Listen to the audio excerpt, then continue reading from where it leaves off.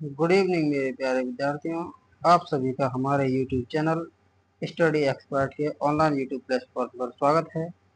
जैसा कि आप सभी जानते हैं, हमारा ग्रुप बी 2022 में हुए साइंस के जितने भी क्वेश्चंस हुए उनका लाइव सेशन चल रहा है, जिसमें हम उनके 99 पेपरों का सॉल्यूशन करा रहे हैं। तो आप सभी का यहाँ स्वागत है। जल्दी से इस चैनल के लाइक करें, सब्सक्राइब करें और हमारे चैनल को जल्दी से जल्दी शेयर करें, जिससे कि इस वीडियो की जानकारी आप सभी के साथियों को चल सके। तो चलिए शुरू करते हैं आज की ये वीडियो। चलिए शुरू करते हैं आज का पहला क्वेश्चन ग्रुप बी 2022 में आए हुए सवालों के साथ। देखिए यहाँ क्या सवाल पूछे गए हैं। ग्रुप बी 2022 में आपकी कक्षा 10वीं 9वीं 10वीं की कक्षा 9वीं 10वीं की NCERT की जो साइंस की बुक है, वहाँ से बहुत ही अच्छे अच्छे सवाल पूछे गए हैं, क्योंकि ग्रुप बी 2022 के एग्जाम का मेन टारगेट रहा है। तो देखिए क्या सवाल पूछा गया है। मेंडलीव का आवर्त नियम कहता है कि, देखिए जहाँ आवर्त सारणी से संबंधित प्रश्न पूछा गया है, जो कि आपको यह बताता है कि आवर्त सारणी का जो आविष्कार है वो किस आधार पर किस प्रकार से किया गया। देखिए मेंडलीव का आवर्त नियम जो है, वह नियम मेंडलीव का आवर्त नियम जो 19वीं शताब्दी के अंत में मेंडलीव द्वारा प्रस्तावित किया गया था। इस नियम के अनुसार तत्वों की जो सारणी है, आवर्त सारणी है, उसके विकास का एक मौलिक सिद्धांत प्रतिपादित हुआ। इस नियम के अनुसार तत्वों के जो गुण होते हैं वो परमाणु द्रव्यमान के आवर्ती फलन होते हैं। यानी कि मेंडलीव के आवर्त नियम के अनुसार तत्वों के जो गुण होते हैं वो तत्वों के द्रव्यमान के परमाणु द्रव्यमान के आवर्ती फलन होते हैं। तो इस प्रकार से जो हमारे सवाल का सही जवाब होगा वो ऑप्शन नंबर 1, तत्वों के गुण उनके परमाणु द्रव्यमान के आवर्ती फलन होते हैं। यह हमारे सवाल का सही जवाब है। इसी के साथ ही हमारा अगला सवाल देखिए किस प्रकार से यहाँ प्रतिरोधों से संबंधित सवाल पूछे गए हैं। देखिए सवाल किस प्रकार से है। कई प्रतिरोधों को समांतर क्रम में जोड़ना निम्नलिखित में से माना जा सकता है। देखिए जब हम कभी भी प्रतिरोधों को समांतर क्रम में इस प्रकार से जोड़ते हैं तो प्रत्येक प्रतिरोध के लिए धारा के पथ का मान अलग अलग होता है, तथा जो धारा का मान होता है या प्रतिरोध का मान जो होता है वह चालक के अनुप्रस्थ काट जो क्षेत्रफल होता है उसके व्युत्क्रमानुपाती होता है। यानी कि समांतर क्रम में क्या होता है कि जितने भी प्रतिरोध हमारे जुड़े होते हैं उन सभी का जो तुल्य प्रतिरोध होता है वह न्यूनतम प्राप्त होता है। तो न्यूनतम प्राप्त हमारे लिए प्रतिरोध कब होगा, जब चालक का जो क्षेत्रफल होता है वह अधिकतम होता है। तो इसी प्रकार से जब चालक का प्रतिरोध न्यूनतम होता है तब चालक का जो अनुप्रस्थ काट क्षेत्रफल होता है वह अधिकतम होता है। ठीक है। तो अनुप्रस्थ काट क्षेत्रफल में वृद्धि के साथ ही, यानी कि अनुप्रस्थ काट क्षेत्रफल में वृद्धि के साथ ही हम प्रतिरोध में कमी को देख सकते हैं। तो चालक के अनुप्रस्थ काट क्षेत्रफल में वृद्धि समतुल्य प्रतिरोधों के समांतर क्रम जोड़ने के समान माना जाता है। तो हमारे सवाल का सही जवाब होगा ऑप्शन नंबर 1। इसी प्रकार से हमारा अगला सवाल देखिए, किस प्रकार से यहाँ हाइड्रोजन और ऑक्सीजन से जल बनाने की प्रक्रिया रिक्त स्थान का एक उदाहरण है। देखिए, जब कभी भी दो या दो से अधिक तत्व संयोजित होकर या मिलकर एकल उत्पाद का निर्माण करते हैं तो उस अभिक्रिया को संयोजन अभिक्रिया कहते हैं। इसमें दो या दो से अधिक अभिकारक जो होते हैं वो मिलकर एकल उत्पाद का निर्माण करते हैं, सिर्फ एकल। तो इस प्रकार से जो अभिक्रिया होती है वह एकल अभिक्रिया का उदाहरण होती है, यानी कि संयोजन अभिक्रिया का उदाहरण होती है। तो यहाँ पूछा गया है हमसे कि हाइड्रोजन और ऑक्सीजन जो अभिकारक हैं ये संयोजित होकर जल का निर्माण कर रहे हैं, तो ये हमारे संयोजन अभिक्रिया के उदाहरण हैं। क्योंकि हाइड्रोजन और ऑक्सीजन का संयोजन हो रहा है, इससे जल का निर्माण हो रहा है। यह जो अभिक्रिया है, यानी कि यह हाइड्रोजन और ऑक्सीजन के संयोजन की जो अभिक्रिया है यह एक दहन अभिक्रिया है, यानी कि जल का जो निर्माण है एक दहन अभिक्रिया है। क्योंकि इसमें विशेष रूप से जो हाइड्रोजन होता है उसका दहन होता है, और जल के निर्माण की जो प्रक्रिया है यह एक ऊष्माक्षेपी अभिक्रिया का उदाहरण है। अर्थात इसमें जो ऊर्जा होती है या ऊष्मा होती है वह प्रकाश के रूप में या ऊष्मा के रूप में ऊर्जा निकलती है इसमें। ठीक है, जल के निर्माण में जो हाइड्रोजन और ऑक्सीजन का जो अनुपात होता है वह 2:1 होता है। ठीक है, जल के दहन से जल के उत्पादन में हाइड्रोजन और ऑक्सीजन के दहन से जल के उत्पादन के औद्योगिक अनुप्रयोग बहुत से हैं, जिनमें रॉकेट प्रणोद है, ईंधन सेल है तथा कुल रासायनिक अभिक्रिया और औद्योगिक प्रक्रियाएं भी शामिल हैं। इसी प्रकार से हमारे जो सवाल का जो सही जवाब होगा वो होगा ऑप्शन नंबर 1।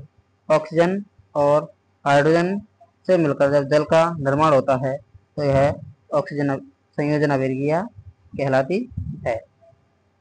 ये अगला सवाल किस प्रकार से यहाँ सवाल पूछा गया है। देख, यहाँ पौधों से संबंधित कितना बेहतरीन सवाल आपके यहाँ ग्रुप डी 2022 के अंदर पूछा गया है। ठीक है, रिक्त स्थान को मूल शीर्ष की लगातार विभाजित होने वाली कोशिका द्वारा दर्शाया जाता है। देखिए, पौधों के अंदर क्या कह सकते हैं हम, पौधों में जो वृद्धि होती है वो पौधे के एक विशेष क्षेत्र में होती है, और ऐसा विभाजन पौधों में ऊतकों के कारण होता है, और जिन ऊतकों के कारण यह विभाजन होता है या पौधों में वृद्धि होती है उन ऊतकों को द्विबीजोतक ऊतक कहते हैं। क्या कहते हैं? द्विबीजोतक ऊतक। ठीक है, ये द्विबीजोतक ऊतक होते हैं जिनसे पादपों में वृद्धि देखने को मिलती है। देखिए, द्विबीजोतक ऊतक की जो संरचनाएं होती हैं, द्विबीजोतक ऊतक की जो कोशिकाएं हैं वो सक्रिय रूप से विभाजित होती हैं और विभाजित होकर विशिष्ट संरचनाएं जैसे पत्तियां, फूल की कलियां, जड़ और टहनियां के जो सिरे होते हैं उनका निर्माण करती हैं। ठीक है, तो इस प्रकार से जो द्विबीजोतक ऊतक में वृद्धि होती है वह मूल शीर्ष के लगातार विभाजित होने वाली क्रिया द्वारा दर्शाया जा सकता है। तो हमारा ऑप्शन नंबर 1 सही जवाब होगा। देखिए, विभेदक ऊतक की जो कोशिकाएं होती हैं वे पौधे के लंबाई व चौड़ाई में बढ़ाने में मदद करती हैं और विभेदक ऊतक क्षतिग्रस्त पौधों के घावों को सही करते हैं। ठीक है, तो हमारे सवाल का सही जवाब हो गया ऑप्शन नंबर 1 विभेदक ऊतक। इसी प्रकार से अगला सवाल देखिए। देखिए, किस प्रकार से यहाँ शानदार सवाल पूछा गया है कि निम्न में से कौन सी अभिक्रिया प्रतीकात्मक संयोजन अभिक्रिया का प्रतिनिधित्व करती है। देखिए, अभी अभी हमने संयोजन अभिक्रिया के बारे में बताया कि जब दो उत्पाद मिलकर एकल उत्पाद, जब अभिकर्मक मिलकर एकल उत्पाद का निर्माण करते हैं तो इस प्रकार की अभिक्रिया संयोजन अभिक्रिया कहलाती है। तो देखिए, पहला नहीं, दूसरा वाला जो ऑप्शन है, ऑप्शन नंबर 2, जिसमें दो अभिकर्मक मिलकर एकल उत्पाद का निर्माण कर रहे हैं, यह हमारी संयोजन अभिक्रिया का उदाहरण है। और हम इसी प्रकार और भी उदाहरणों से इसे समझ सकते हैं, जैसे कि बिना बुझा हुआ चूना, जिसे कैल्शियम ऑक्साइड कहते हैं, की क्रिया जब हम जल से कराते हैं तो यह संयोजन के बाद बुझा हुआ चूना, जिसे कैल्शियम हाइड्रोक्साइड कहते हैं, हमें प्राप्त होता है, जो कि एक संयोजन अभिक्रिया का उदाहरण है। ठीक है, इस प्रकार से हमारे सवाल का सही जवाब होगा ऑप्शन नंबर 2। देखिए, अगला सवाल यहाँ किस प्रकार से इनसे पूछा गया है। ठीक है, ऑप्टिकल उपकरण वाई की फोकल लंबाई धनात्मक है, इसमें क्या है? वाई इसमें क्या है? देखिए, जब कभी भी धनात्मक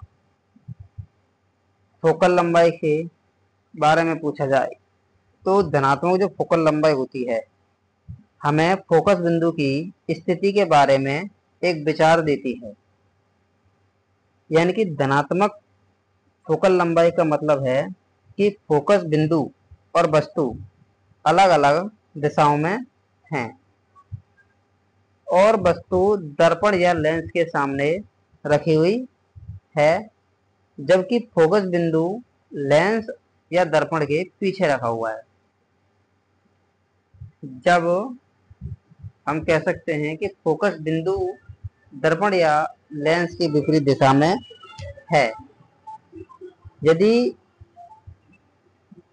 फोकल लंबाई ऋणात्मक है, यदि फोकल लंबाई कैसी है?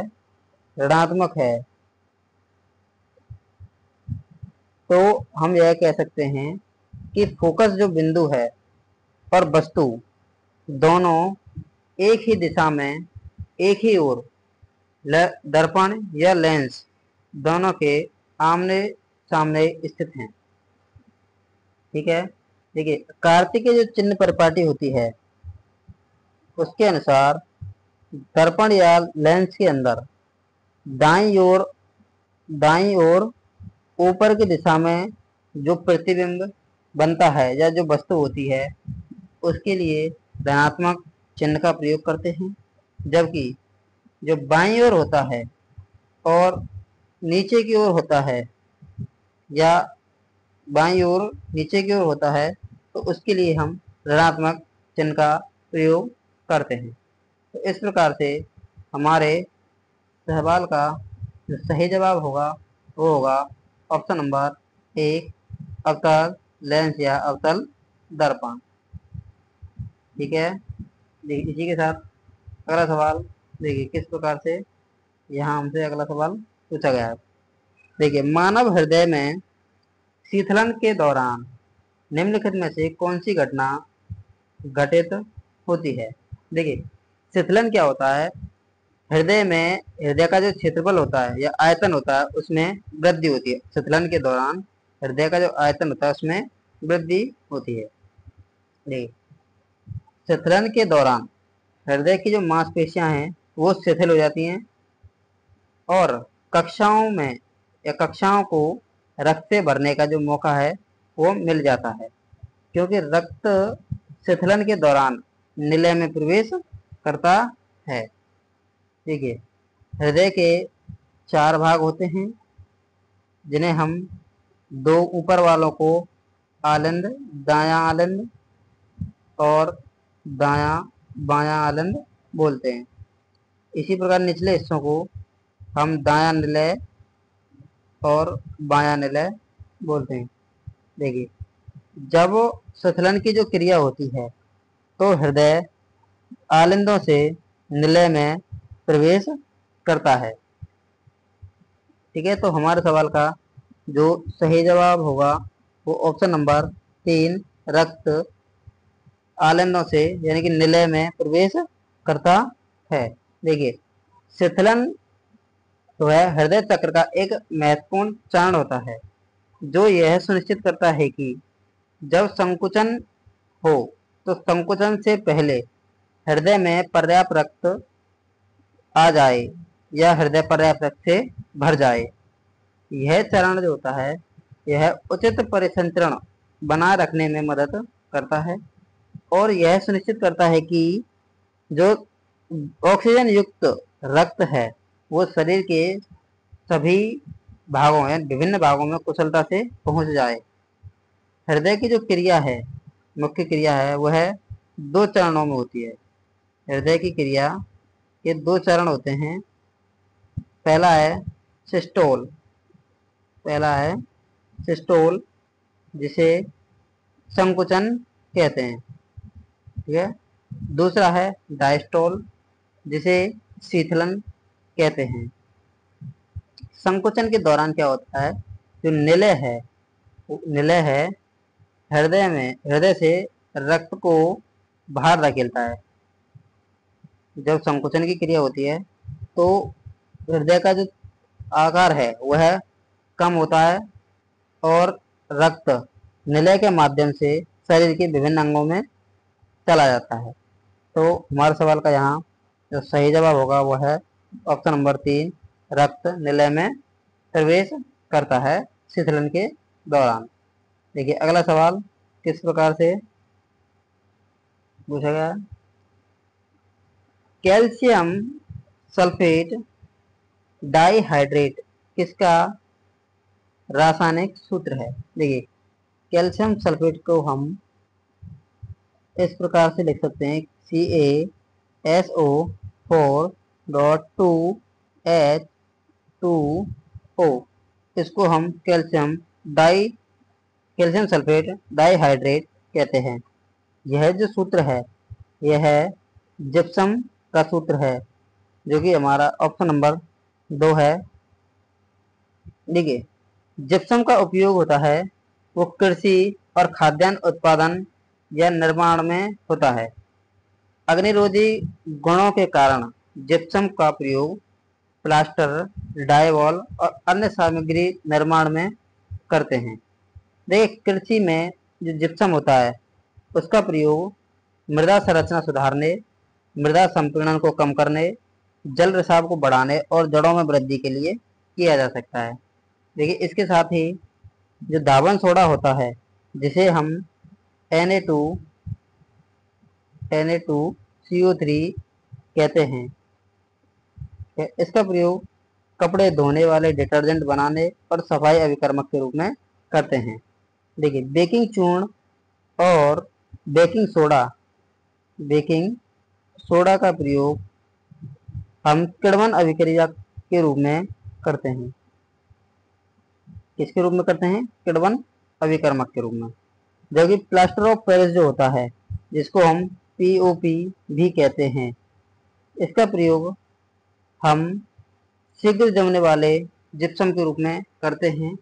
इसको हम गीला करके यदि सुखाते हैं तो यह एक कठोर पदार्थ के रूप में बन जाता है। तो हमारे सवाल का यहाँ सही जवाब हो गया ऑप्शन नंबर 2, CaSO4.2H2O, जिसको कैल्शियम सल्फेट डाइहाइड्रेट कहते हैं।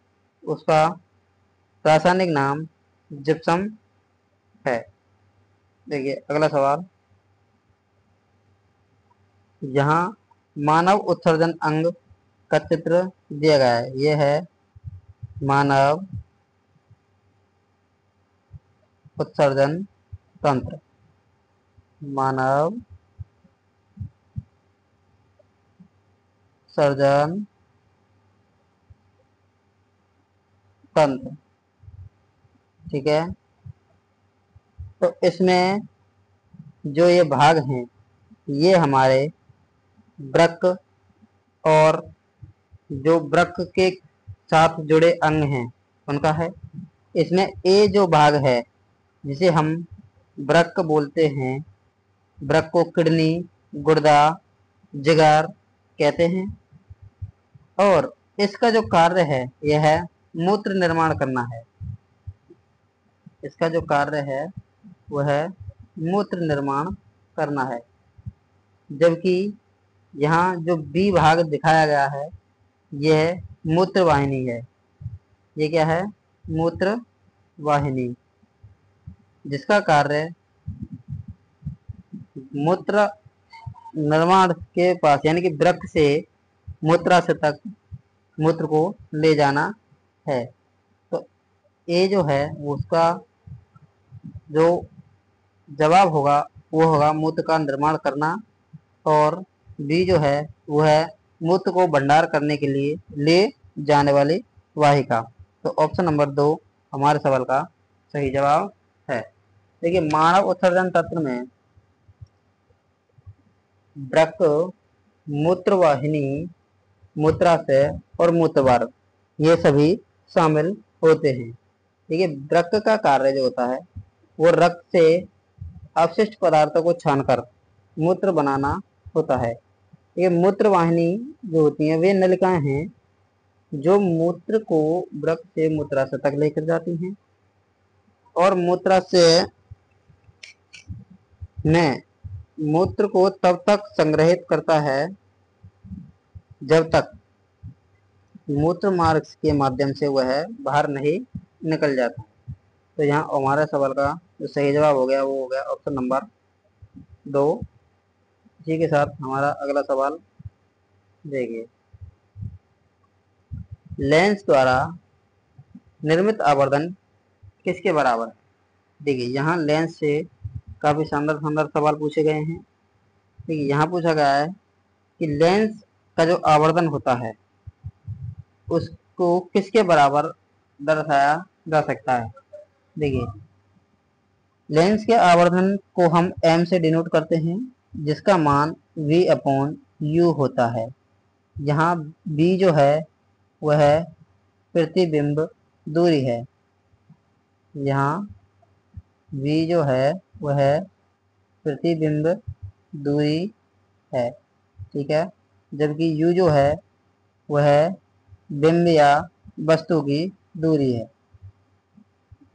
इसको हम बिंब या वस्तु की दूरी कह सकते हैं या कहते हैं, ठीक है। इसके साथ ही m का मान यदि 1 से बड़ा है तो प्रतिबिंब बड़ा बनता है। यदि m का मान 1 से कम है तो प्रतिबिंब छोटा बनता है।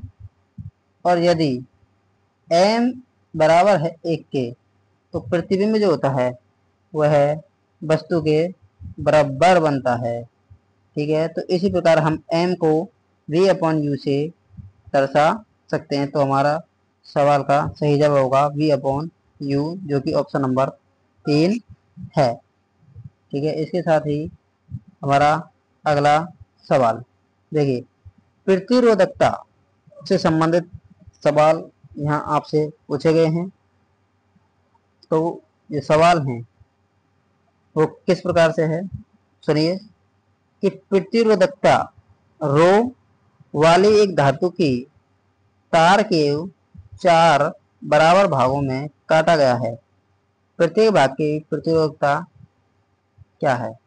देखिए, हम जानते हैं कि जो प्रतिरोध होता है उसको हम R से डिनोट करते हैं, जिसका मान रो L/A होता है। जहाँ से यदि हम रो का मान निकालें तो ये होता है RA/L, जहाँ पर R जो है वह चालक जो तार है उसका प्रतिरोध है। R क्या है? तार का प्रतिरोध है। A तार का क्षेत्रफल है, अनुप्रस्थ काट क्षेत्रफल, सॉरी, A अनुप्रस्थ काट क्षेत्रफल है। L जो है तार की लंबाई है। देखिए, जिसका जो मात्रक है, रो का मात्रक, वो ओम इंटू मीटर होता है। ठीक है। इसके साथ ही जो रो है वह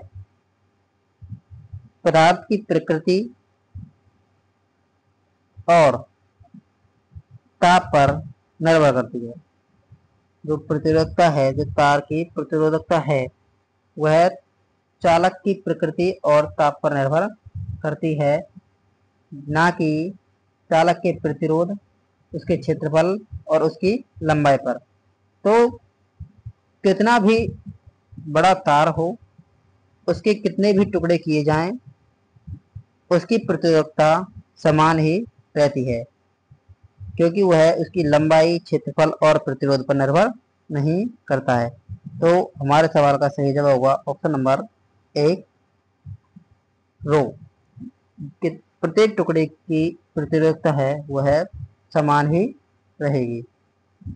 इसके साथ हमारा अगला सवाल देखिए, किस प्रकार से जो कार्बन के जो समूह हैं उनसे संबंधित यहाँ पूछा गया है। एक कीटोन सजातीय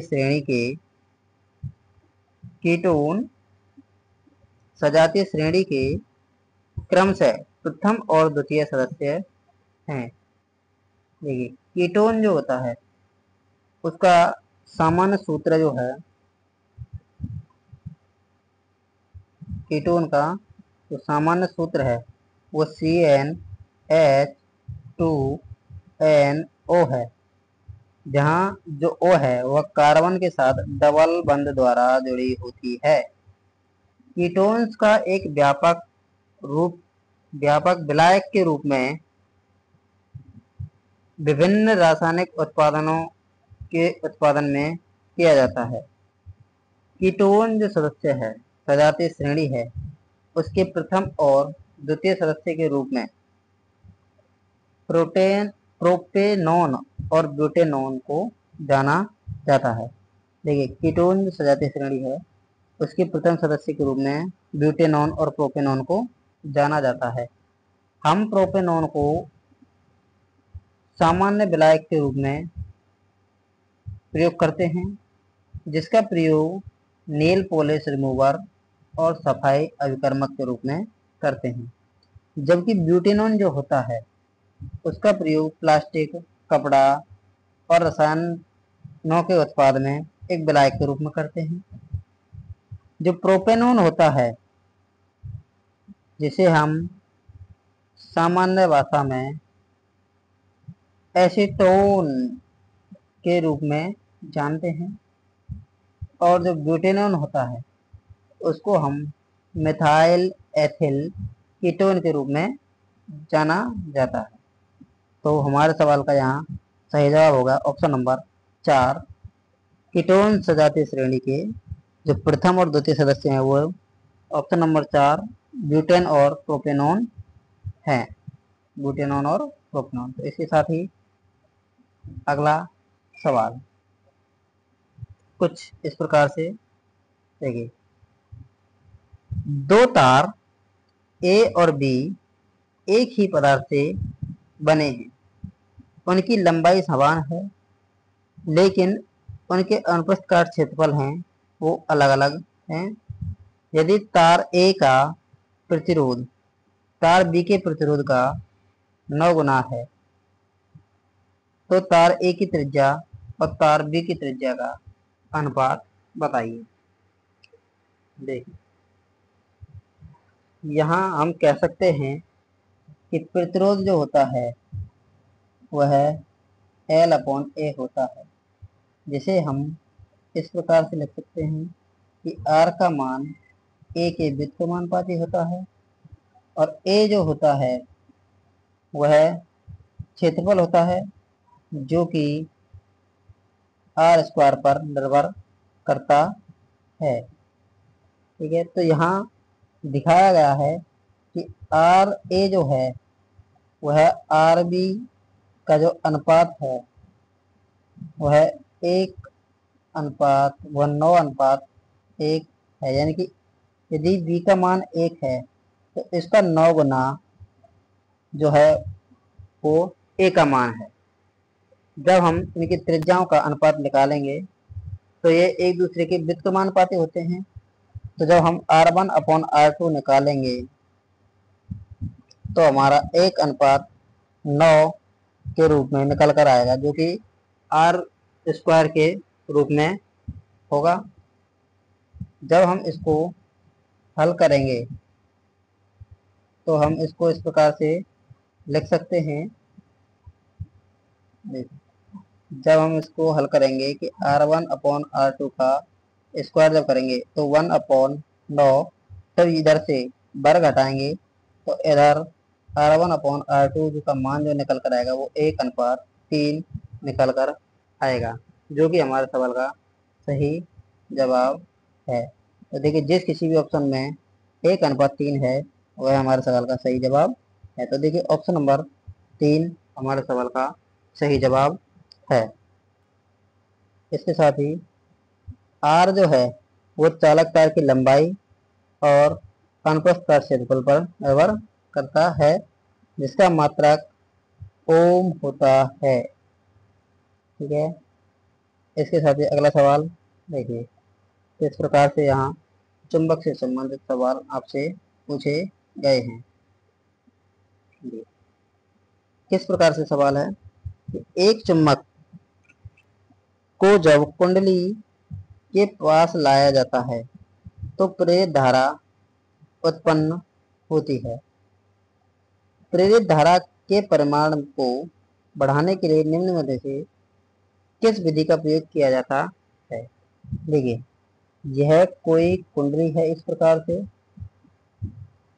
और इसके पास कोई यहाँ चुंबक है जिसमें 2 ध्रुव N और S होते हैं।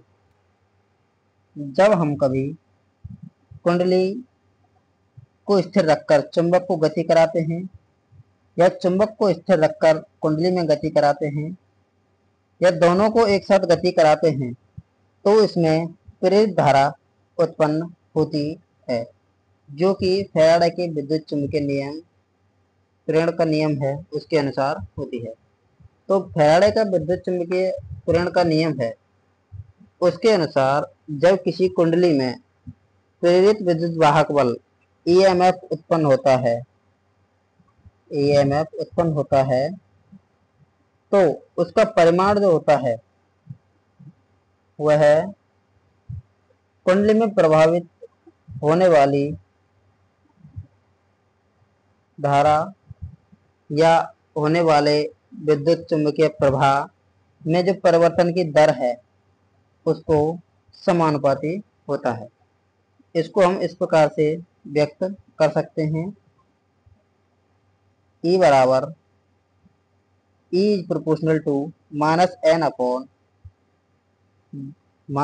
d∅dt, जहाँ n जो है वह कुंडली में फेरों की संख्या है, d∅dt जो है कुंडली में प्रवाहित चुंबकीय प्रवाह में परिवर्तन की दर है। सब हम चालक में कुंडली की यानी फेरों की संख्या बढ़ाते हैं तो जो प्रेरित विद्युत धारा है उसमें परिवर्तन होता है। इसके साथ ही जब हम चुंबकीय प्रवाह में परिवर्तन करते हैं, उनकी फ्लक्स में परिवर्तन करते हैं, तो प्रेरित विद्युत धारा भी परिवर्तित होती है। तो देखिए, ऑप्शन नंबर 1, फेरों की संख्या बढ़ाने पर विद्युत धारा का परिमाण बढ़ता है, सही बात है। इसके साथ ही चुंबक की गति कराने से चुंबकीय फ्लक्स में परिवर्तन होता है, ये भी सही है। कुंडली के तार की प्रतिरोधकता का बढ़ना, यह मान जो है गलत है। तो इसके साथ ही 1 और 2 हमारे सवाल के सही जवाब होंगे, जो कि ऑप्शन नंबर 4 है। इसके साथ ही अगला सवाल देखिए, किस प्रकार से दर्पण से संबंधित सवाल आपसे फिर से पूछा गया है कि एक गोलाकार दर्पण एक सीधा और छोटा प्रतिबिंब बनाता है, तो गोलाकार दर्पण के बारे में सही कथन पहचानें। देखिए, गोलीय दर्पण जो होते हैं वो दो प्रकार के होते हैं। पहला उत्तल दर्पण, दूसरा होता है अवतल दर्पण। उत्तल दर्पण में जो प्रतिबिंब होता है वह हमेशा आभासी, सीधा और छोटा प्रतिबिंब बनता है, चाहे वस्तु की जो स्थिति है वो कुछ भी हो। उत्तल दर्पण की जो फोकस दूरी होती है वह धनात्मक होती है, जबकि अवतल दर्पण जो होता है वह वस्तु की स्थिति के आधार पर प्रतिबिंब वास्तविक और उल्टा बनाता है, साथ ही आभासी और सीधी छवि भी बना सकता है। जब वस्तु फोकस बिंदु और दर्पण के बीच में होती है, जब कभी भी वस्तु दर्पण और फोकस बिंदु के बीच में होती है, तो प्रतिबिंब जो होता है वह बड़ा, आभासी और सीधा बनता है। तो हमारे सवाल का यहाँ सही जवाब होगा अवतल दर्पण जो सीधा और छोटा प्रतिबिंब बनाता है, तो हमारा ऑप्शन ए है वो गलत होगा।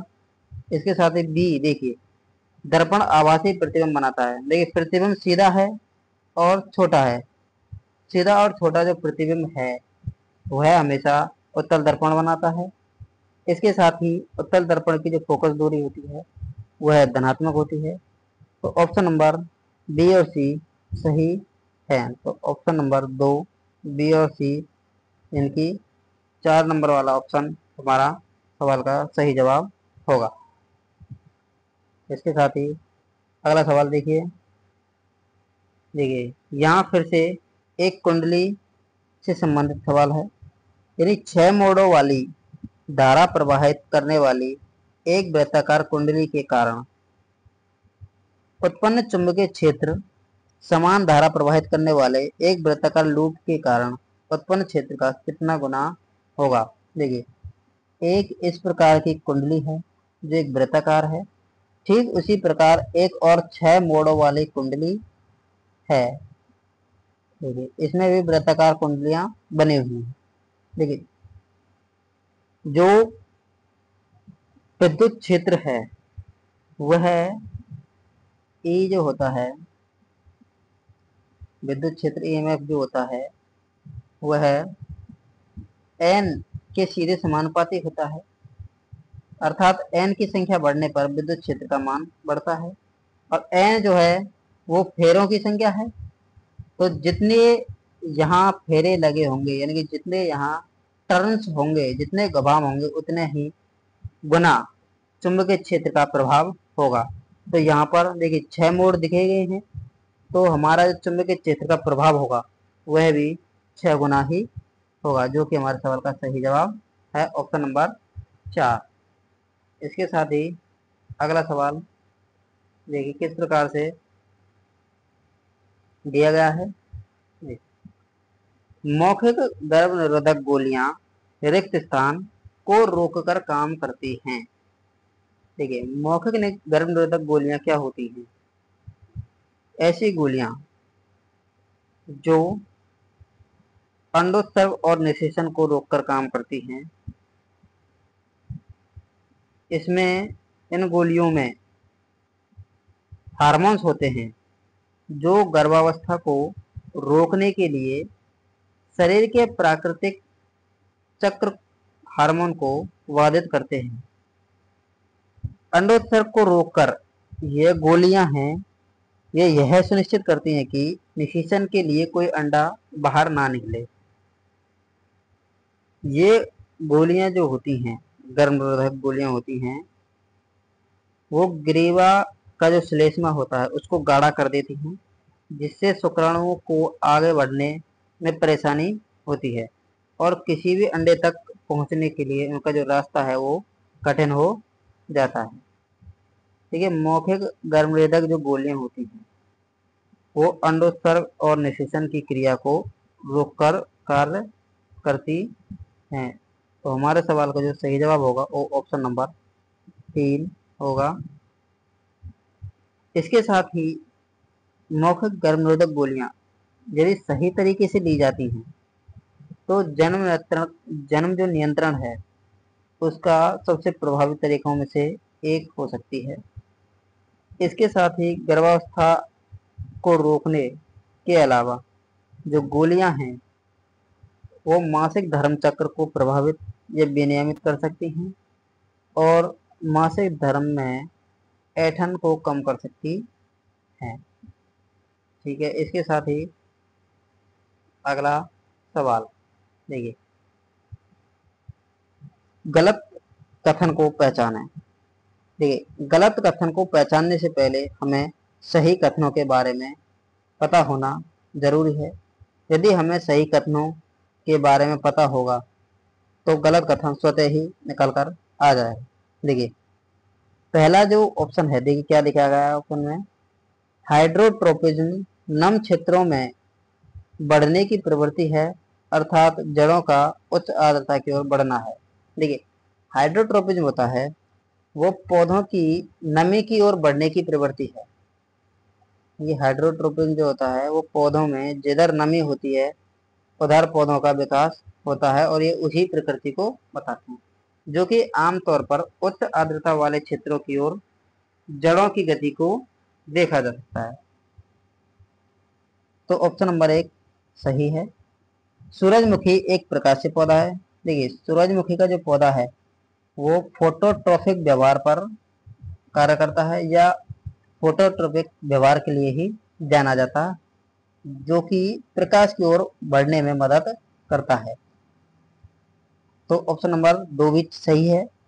भू आकृतिवादी जड़ों के नीचे की ओर प्रवास द्वारा प्रदर्शित होता है। देखिए, जियोट्रोपिज्म भूआकृतवादी को हम जियोट्रोपिज्म कहते हैं, जियोट्रोपिज्म कहते हैं, जो कि गुरुत्वाकर्षण के प्रति प्रतिक्रिया में पौधों की वृद्धि से संबंधित है, जैसे कि जड़ों का नीचे की ओर बढ़ना। तो ऑप्शन नंबर 3 भी सही है। तो इसी के साथ ही अगला सवाल, जब ऑप्शन देखिए, पराग नलिकाओं का बीजांड की ओर बढ़ना भूआकृतवादी का उदाहरण है। देखिए, बीजांड की ओर बढ़ना भूआकृतवादी का उदाहरण नहीं है, क्योंकि पराग नलिकाओं में बीजांड की ओर बढ़ना जो है वो वास्तव में क्रेमोटोपिज्म है। इसको हम क्रोमोटोपिज्म के नाम से जानते हैं, जो कि पादप में बीजांड की पराग नलिकाओं की ओर या परागों का बीजांड की ओर बढ़ने की प्रक्रिया का उदाहरण है। तो ऑप्शन नंबर 4 गलत सवाल गलत है, जो कि हमारे सवाल का सही जवाब है। इसके साथ ही अगला सवाल देखिए, निम्नलिखित में से कौन सा तत्व सर्वाधिक विद्युत धनात्मक तत्व है। देखिए, विद्युत धनात्मकता से क्या तात्पर्य हो सकता है। देखिए, विद्युत धनात्मकता से तात्पर्य यह है कि किसी तत्व के इलेक्ट्रॉन जो होते हैं उनको दान करने की प्रवृत्ति, या हम कह सकते हैं धनायन बनाने की क्षमता। यानी कि जिस किसी भी तत्व में इलेक्ट्रॉन दान करने की प्रवृत्ति और आयन बनाने की क्षमता अधिक है वह उतना ही अधिक विद्युत धनात्मक तत्व है। आवर्त सारणी में जब हम बाएं से दाएं जाते हैं, बाएं से दाएं जाते हैं तो विद्युत धनात्मकता जो है वह घटती है। जबकि हम जब कभी भी समूह में ऊपर से नीचे की ओर जाते हैं तो विद्युत धनात्मकता का मान बढ़ता है, क्योंकि हमारा जो ऑप्शन नंबर 1 है, जिसे हम सीजियम कहते हैं, यह समूह एक का तत्व है जो कि समूह में नीचे आता है, और नीचे की ओर आने के कारण ही यह सबसे अधिक विद्युत धनात्मक तत्व है। तो ऑप्शन नंबर 1 हमारे सवाल का सही जवाब है। इसके साथ ही अगला सवाल देखिए किस प्रकार से है। निम्नलिखित में से कौन सा पौधा, औषधीय पौधा रक्तचाप के इलाज के लिए सबसे अच्छा उपाय है? देखिए, रक्तचाप से आशय ब्लड प्रेशर से है, ब्लड प्रेशर से है, जो कि आजकल आम बात है, सभी में होता है। ब्लड प्रेशर जैसी समस्याएं आजकल सभी के साथ होती हैं। तो इसके इलाज के लिए सबसे अच्छा औषधीय पौधा है वह सर्पगंधा है, क्योंकि सर्पगंधा पौधे में रेसरपीन नामक तत्व पाया जाता है। रेसरपीन एल्केलोड्स नामक तत्व पाया जाता है। एल्केलोड्स नामक जो तत्व है यह पाया जाता है, जो तंत्र पर शांतिदायक प्रभाव डालता है और रक्तचाप को कम करने में सहायता करता है। तो ऑप्शन नंबर 4 हमारे सवाल का सही जवाब है। इसके साथ ही अगला सवाल देखिए। कास्टिक सोडे का प्रयोग सामान्यतः रिक्त स्थान में नहीं किया जा सकता। देखिए, जब हमसे इस प्रकार से सवाल पूछे जाते हैं तो हमें यह पता होना चाहिए कि किस में कास्टिक सोडे का प्रयोग किया जाता है। देखिए, कास्टिक सोडे का जो प्रयोग है, जिसे हम सामान्य रूप में सोडियम हाइड्रोक्साइड या NaOH के रूप में जानते हैं, इसका अत्यधिक प्रयोग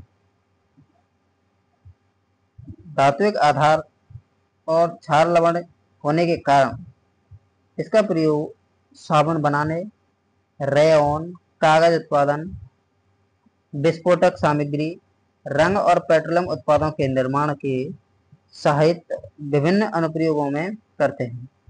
इस रसायन का जो प्रयोग होता है, NaOH के प्रयोग जल उपचार में करते हैं, खाद्य प्रसंस्करण में करते हैं और नाले साफ करने के लिए भी करते हैं। तो हमारे सवाल का जो सही जवाब होगा वो अमोनिया निर्माण होगा, क्योंकि अमोनिया निर्माण में हम कास्टिक सोडे का प्रयोग नहीं करते। डिटर्जेंट में हम कास्टिक सोडे का प्रयोग करते हैं, कपड़ा उद्योग में भी करते हैं, कागज और लुगदी उद्योग में भी करते हैं। तो हमारे सवाल का सही जवाब होगा ऑप्शन नंबर 4 अमोनिया निर्माण। इसके साथ ही अगला सवाल देखिए। किसी तारे की आवासीय स्थिति में थोड़ा परिवर्तन होता रहता है, क्योंकि किसी भी तारे की स्थिति में जो परिवर्तन होता है वह वायुमंडल की भौतिक स्थितियों के बदलते रहने के कारण होता है। इस घटना को जगमगाहट या टिमटिमाना कहते हैं।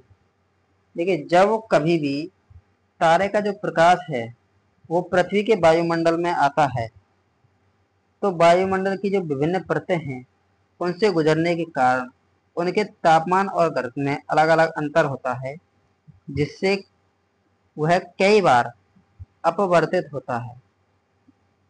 ठीक है, इस अपवर्तन के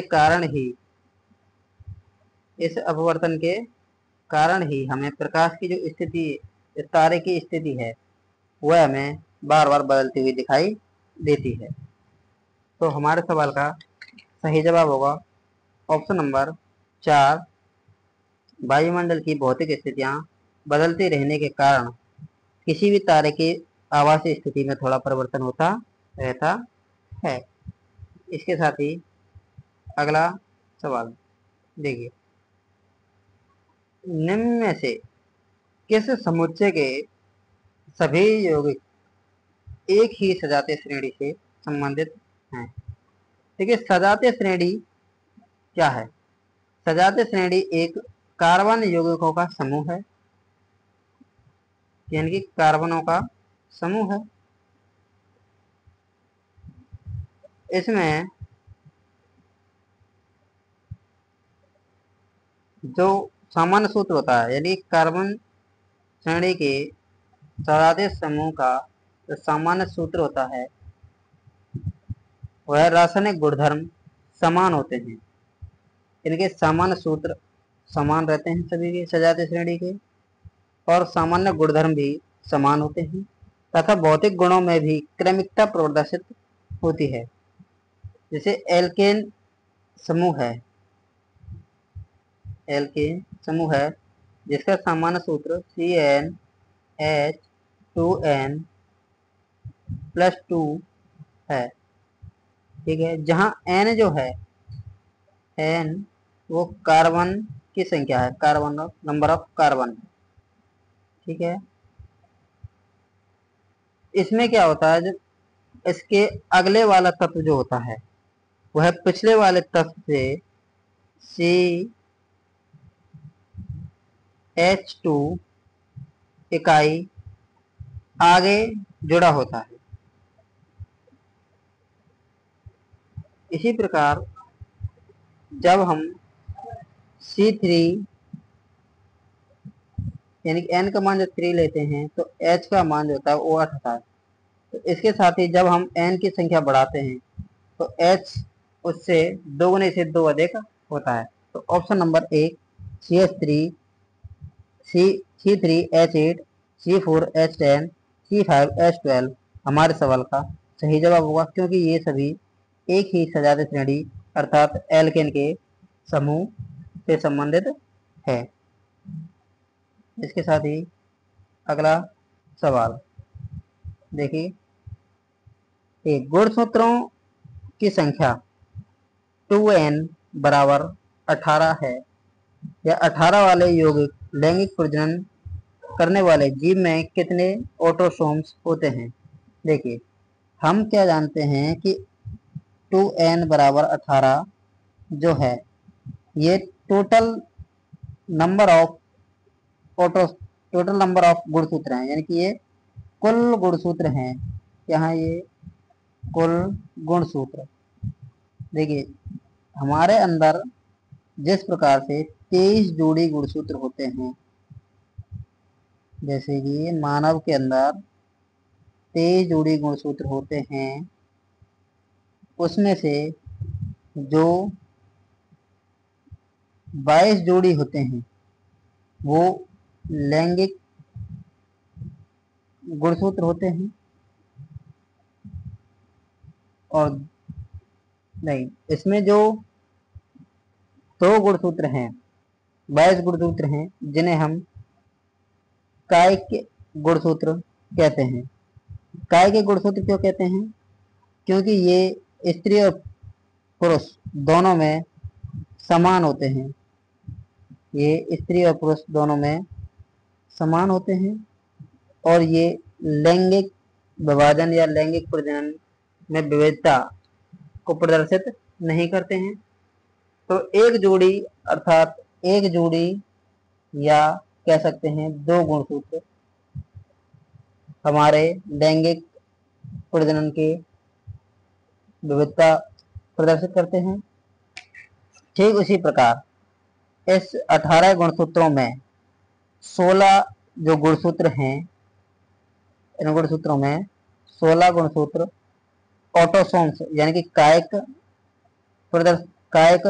गुणसूत्र होंगे और 2 गुणसूत्र लैंगिक प्रजनन के लिए विविधता वाले होंगे, जो कि स्त्री और पुरुष में भेदभाव करते हैं। तो हमारे सवाल का जो सही जवाब है वह है ऑप्शन नंबर 2, 16 गुणसूत्र ऑटोसोम्स मौजूद होंगे। तो आज का सेशन यही समाप्त होता है। अगर आपको सेशन अच्छा लगा हो तो सेशन को लाइक करें, शेयर करें और अपने दोस्तों को इसके बारे में बताएं। आज का सेशन यही समाप्त होता है। धन्यवाद।